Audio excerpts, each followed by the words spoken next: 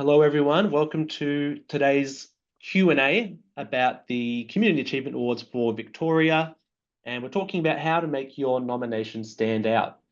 So the way the webinar will work is I'll run through a couple of tips from our team, from the judges, and of course, there's a Q&A. So anytime you have a question, please just chime in. Feel free to pop yourself off mute or pop a question in the chat. Ask away. We will have a dedicated time for questions at the end as well. So you'll definitely get your questions in. But yeah, feel free to chime in during the little webinar as well, because we want to keep it quite informal. The whole point is we know you've got questions, so we want to be here to answer them for you. So we'll just give it one more minute to let anyone else come in. As I said, feel free to pop in your chat, any questions, and even, for example, where you're joining us from. If you're joining from regional Victoria or anywhere for that matter, feel free to chime in and let us know where you're joining from. Firstly, I'll kick off with an acknowledgement of countries. I'm joining from Wurundjeri country currently, out in the eastern suburbs of Melbourne. And yeah, unfortunately, the weather has taken a turn. It's not quite that early spring we thought we were in for. It was a fleeting, unfortunately. So we've got people joining from Bendigo, from Glen Waverley, down the road from us, and I'm sure from a few other locations as well. Let's get into it so that you can get on with your lunch break. So we're going to start with some of the topics we'll cover today, and we'll hit a few other areas as well, but mainly why it's worth taking the time to submit. We'll cover some practical tips from the awards team. So that's us. We're using the nomination form each and every day. We're helping people to submit their nominations each and every day. So just by nature of that, we've got a few little tips that we've come across over the years. Important one, what is a judge looking for? So some of the judges are reviewing, quite a lot of nominations, and they've been doing it for years and years. So we'll give you some of the insights that we've asked them for to help your nomination stand out. And as I mentioned, we'll have a little Q&A session at the end for anyone. And Rach, thanks for letting us know joining from Stratford in Gippsland, which is fantastic.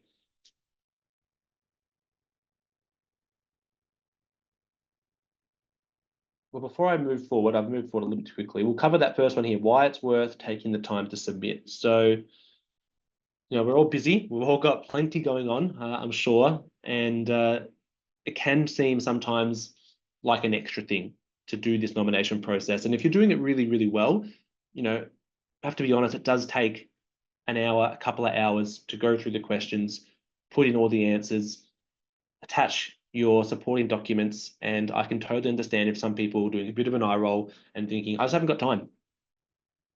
I guess, the counter to that is this is a free activity. It's free to enter into the Community Achievement Awards. And simply by hitting that submit button and putting your nomination in, we will do a bunch of different things. And some of those are sending media releases to your local newspaper. So if you've added in the form where your local newspaper is, we will send them a media release. We'll encourage them to get in touch and write a story. And you know what? Sometimes they don't get in touch. Sometimes they just use the nomination info and use the summary we've given them. And lo and behold, you haven't even done anything and you've got an article in your local paper, which is pretty cool. So that's one thing. For everyone who submitted, we will invite you to be featured on our social media. We love doing that. So we just need your, express consent to do that. And when you submit, you will get a little link saying, can we share about you? It's one of our favorite things to do. It's a really nice acknowledgement for you, and it lets people in your network know that you've been nominated too, and they'll be actually, super excited to congratulate you. So I think you'll be surprised at some of those reactions. And we just had an awesome comment from Rach. We got on the front page of the Gippsland Times. That is really cool. Thanks for that feedback, Rach. That's exactly why we do this. We run these awards so that we can celebrate the awesome people, the great stories. Every day, people who are running their small businesses, who are running a community activity, and we want to put positive stories out there. So yeah, submit, and we try our best to get good coverage. Another little sneaky reason it's worth taking the time to submit is we've heard time and time again from people that this process of writing down what's been happening in the last year, 2 years, what were some of the big achievements, what were some of the milestones, can be a really nice way to reflect, to look back at the journey you've been on, take stock, and actually say, you know what, we've actually achieved some pretty cool things.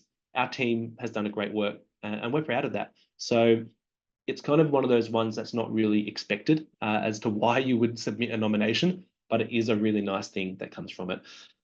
Furthermore, every single nominee will get a certificate of achievement, and you'll also, just simply by nominating, get access to group mentoring from our partner, the Career College. So that does happen at the end of the program after the awards night, but again, completely free, awesome little mentoring sessions to be part of.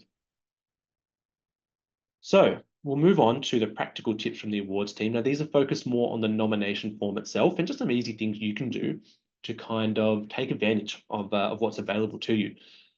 So firstly, we suggest using Google Chrome as the browser. If you're using Microsoft Edge, Firefox, there's other browsers out there, of course, they'll all work, they'll be fine. But our website with the nomination form is a little bit of an older platform. It's called a PHP system, and it's optimized for Google Chrome. So the reason it's a little bit older is it's got so much stuff in the back end and coding, and the judging is integrated in. So it is how it is.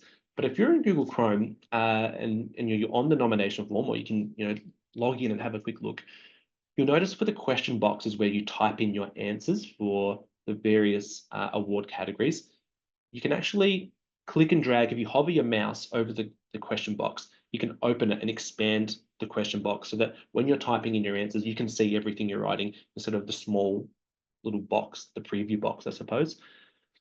On Edge and some of the other browsers, you can't do that. So that's why we suggest using Google Chrome. Secondly, this might seem straightforward, but again, time and time again, we see this happening. So ensure your name is listed in the nomination form, how you want it to be referred to. Now, what I mean by that is if you are a group or a business and you're, I'll use my own example, if we're nominating Awards Australia for an award, so we type in the company name is Awards Australia, but actually our legal entity is Awards Australia Proprietary Limited, Pty Ltd. And if you're wanting to hang that certificate up in your office or in your wherever it is publicly displayed, you want to make sure that you're listing the exact company name that you want listed there.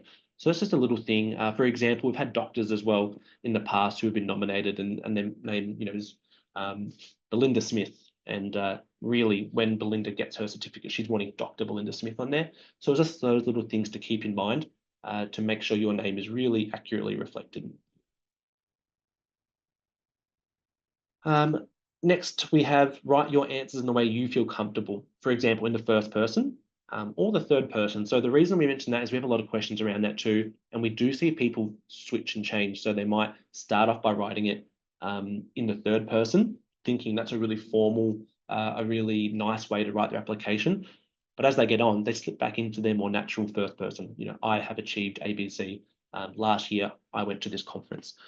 Whichever one you normally prefer to write in, just use that and try and be consistent all the way throughout. We just find that it reads better as a nomination. It's easier to follow. So yeah, don't overthink it and think you have to write in the third person if that's not natural to you. Okay, moving on to some of the real gold here. What are the judges looking for? So we've gone out and canvassed a whole bunch of our different judges, asked them this question and kind of asked them to put themselves in your shoes as someone nominating. What is the judge looking for, and what can you do to help stand out? And again, a judge could be looking at a really long list of nominations, and so what we want to do is help you to stand out and to give you the best chance of progressing to the next round. So a really simple, a really easy one, the first one here, provide at least one referee. So if you're wondering why is that such an important one, I guess it's a bit of credibility, a little bit of it's not just your word that they're reading now. They've actually, someone else's name is listed against this nomination. And especially our expert judges, who are the ones that are looking at just your category, they are tasked with reading through and analysing the nomination a little bit, but also we encourage them to get in touch with your referees if they have any questions. So that can be really good to have at least one. If you have time, pop in 2 referees. And if you're thinking of who should be a referee, it's someone who knows you and the activity we're talking about. So if you're a business, someone who's worked with your business who can really add testament that yes, this business is really good. If it's a community group, perhaps someone you've really engaged with, like a strategic partner or something like that.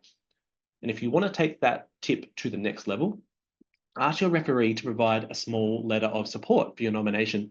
That can be as simple as an email, one paragraph. It doesn't have to be anything too over the top, but that really takes that to the next level and provides a lot of impact in your nomination, because not only now are they listed as a name supporting your nomination, they're really talking about why that your activity is standing out. Judges, that really makes a big difference for them when they're reading through the application. The next one is use the attachments. Oh, great typing there, Josh. Use the attachments too as evidence. What that's saying is use the attachment section in the nomination to really show that what you're writing in that question box has actually happened. And I guess one example of that is, if you've spoken at a community event, say it's about road safety, and you've gone to a school and you're talking about how students who are about to get their L's or P's can be safe drivers. That's great. If you show a photo or a video of you delivering that presentation, then obviously that takes it to the next level, and it's really providing the evidence that you went to that community group, you delivered the presentation, and you can see for yourself how many people were impacted by that. So use the attachments to upload your photos. If you have links to videos, pop that directly into the question, and you can put any links into the questions as well. So, if you're talking about, I've helped so many clients through my business, and they've got great testimonials, just pop a little link into those testimonials, whether it's Google reviews, anything like that. And again, it's just, you don't have to type those in. You can send the judge to that link and they can see for themselves. The next tip is about referring to the category description. So, with the awards, we do have a whole bunch of different award categories. Each one will have some questions that are the same, some questions that are different, and some of the categories have a specific criteria. For example, the category sponsored by the Regional Development of Victoria are for regional applicants only. So refer to the category description, A, to make sure you're in the right category, and B, it's kind of like a job application. There's key selection criteria. You want to be referencing that to make sure you're standing out. So same with the category description. You can reference keywords in there. If it says, this award is to celebrate so-and-so, and you match that description, reiterate that through your nomination. The next one here from the judges, this kind of came out almost for every single judge in a slightly different way. So apologies if it sounds a bit jargony, but showcase your purpose and impact. And again, it's coming back to the why of what you do. I think everyone these days is familiar with that famous Simon Sinek clip about your why. I guess that's what I'm getting at here. If you're ever stuck on how to write a question, or if you're reading through and thinking, oh yeah, I've got everything, just ask yourself, have we addressed the why we do what we do, and is that coming through your nomination? Because that could have a big influence on how a question is sounding in someone else's shoes, if that makes sense. Your activity is better than anyone. So are you explaining that to the judge? And I guess that comes into the last one too. Be specific where you can in explaining. I guess if you're using a lot of abbreviations or industry-specific jargon, keep in mind that some judges may not be familiar with those terms or those abbreviations. So spell it out a little bit. Our judges are incredibly intelligent. They're amazing people. But as with any kind of presentation or kind of submission we're making, we have to assume that the people we're talking to, don't know everything. So we do have to spell things out occasionally. So be specific, provide specific details. If you, going back to my previous example, if you delivered a speech to a community group, that can be a little bit ambiguous. So you could say, I delivered a presentation to 100 participants, and that's being really specific. And then again, if you use the photo as evidence, it's going to show those 100 people there. So there are a couple of the tips that the judges are looking for. They're definitely the main ones. If there's any questions, I think now would be a great time to go through those questions. So if you've got a specific question about something you have just, had a thought of when you've been filling out your application, someone else may have that question as well. So that's why I really encourage people to chime in with a question. While we wait for those questions, I just want to remind people that nominations are closing on the 4th of September. So we've still got, 3 odd weeks to go, plenty of time. But one thing I would encourage you to remember is that time does go quickly. And if we're leaving it until that week of the 4th of September, you can feel a bit rushed. So I encourage everyone after this webinar, it's a Friday afternoon, who's doing work anyway, jump into your nomination, have a little update, get refreshed around it and start working on it straight away, because it'll make you easier in the future, and future you will be thanking you for doing that. So I'll run through some of the categories we've got. We've got the Best Wines, Tourism and Hospitality Award, the Fonterra Agriculture Award, which is a new category for this year. So we're pretty stoked to be celebrating people in agricultural industry, farmers, and anyone in that industry. It's really important for Victoria. Konica Minolta Customer Service Award, which is a good one. Sometimes we experience great customer service and think that should be the norm. Why is that the outlier? So nominate people in that category. The Nectar Regional Service Award, the Awards Australia Community Group Award, and our 2 awards sponsored by Regional Development Victoria, the Business Achievement Award and the Leadership and Innovation Award. And for those who've been part of the awards before and been to our gala dinners, we've got a new event partner this year, which we're really excited about, actually. So we're holding the event at Pullman, Melbourne on the Park, which is the one that's kind of opposite the MCG. Beautiful venue, recently refurbished, I think probably 2 years ago. So the rooms are all brand new. Lovely, lovely ballroom. So we're very excited to be holding the event there this year. Well, it looks like we've got a group of very quiet people. So hopefully everyone's got something out of this little chat. And if there's no other questions, then we might end it there. Although we do have a quick one. Someone has asked, I wanted to know how I get a post up on Facebook. I saw them last year. So that's a good question. I touched on that at the start. So anyone joining late that may have missed it. Once you've hit that submit button in the nomination, so you've entered all your information and you're happy for it to, to be finalized, hit the submit button, you'll get an email that lets you know, it's congratulating you that you've submitted the nomination, and it will invite you to be featured on our social media. So there's a little link to click where you basically just say, yep, I accept, I want to be featured. Give us a photo that you're happy for us to share on socials, and then we do the rest. So it's really easy. It takes about a minute, I think, to do that. And then we'll make a post that's congratulating you on your nomination, that's kind of featuring you and promoting your nomination. So that's a really cool one and very easy to do.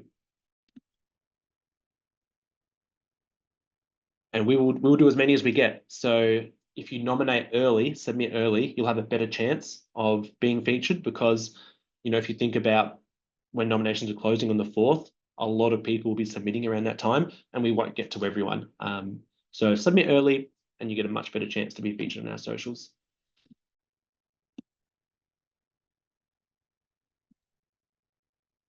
All right, so Rachel, this is an excellent question, and actually I might add this in for future Q&As. Rachel's asked, I've already submitted my nomination, but now I feel I need to edit specifically to add evidence. So yes, I think that's a good idea, Rach. And the good news is you can use your login details, your existing login details, to actually log in and edit a submitted nomination. Once it's submitted, it doesn't lock you out. All it does is just marks in our end that this nomination has been finished and is ready to progress to the next round. But that doesn't happen until after the 4th of September. So no nominations will go to the judging until we've closed everything off. You actually can jump back in and edit at any time. So Rachel, please jump back in, edit it, add in some attachments, and go ahead. If you need help, if you've deleted the emails because you're trying to clean your inbox nice and clean, let us know, and we'll just re-forward you your login details. Another question from Natalie, curious as to how many nominations are typically submitted. Are some categories more subscribed than others? That's a very good question and very insightful. I think you kind of potentially know the answer there. So essentially, yes, each category will have a different number of nominations. Now, the Awards Australia Community Group Award is, one of the more broad categories. So it's recognising any group that's having a community activity, a community positive community contribution. So by nature, that is going to be one of the most nominations. So from there, the other categories that are a bit more broader are going to potentially have a lot more nominations. And that's where, as a reminder, you can go into more than one category. We allow nominees to enter into 2 categories. And the reason being is we understand that, one category may not be the perfect fit for you. You might be trying to decide between 2. So if you are a business and you're entering in the Regional Development of Victoria Business Achievement Award, but you also are really proud of the customer service that you deliver to your clients, then you want to go in both those categories. That's going to be your best approach. And because they are judged separately, completely individually, we encourage you to focus on one nomination at a time, finish off one, and then use that information you put in as the basis for your second nomination. In a similar way, you might be an ag business, so you've got a Business Achievement and Agriculture Award. So there's a few different ways to go about it. And the Regional Service Award, they might be in Leadership and Innovation and Regional Service. So that's totally okay. Really good question. Okay, another question from Steph here. She says, I assume it's a she. I'm often told I go above and beyond for everyone, but we're a community group and not a business. Would entering a customer service be something to consider? Our group doesn't really receive reviews on Google, and the testimonials have mostly been verbal. Oh, this is a good question. I love this one. All right, so you're a community group and you're really going to be up and beyond for everyone. So that is still achieving the, what the Customer Service Award is about, even though, the most obvious customer service kind of activities are business related. Not-for-profits and those kind of organizations who are still servicing someone, that's still customer service. And, sometimes it's still a dollar amount involved anyway. So still enter. And if you've got, someone who has really appreciated your service, they might be up for emailing a little review through. They might have just had verbally told you like, oh, the service you provide is amazing. It makes me so happy. Just put in that as like a little quote within the nomination. And you might even ask them if you can list them as a referee. So certainly worth doing. And yeah, even if you don't have Google reviews and those kind of things, there's other ways to put in those testimonials. So yeah, really good question there.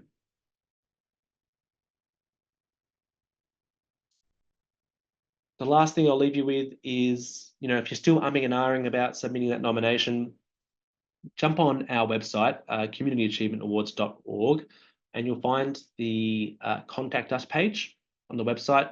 Our phone number is listed there. Give us a call, have a chat with us. Because sometimes, just like that last question, it's very specific. We can help guide you through it. We can help find the right category for you. You might have a specific question that you didn't want to ask on the Q&A, and we can walk that through with you and give you the best advice on a one-to-one kind of method.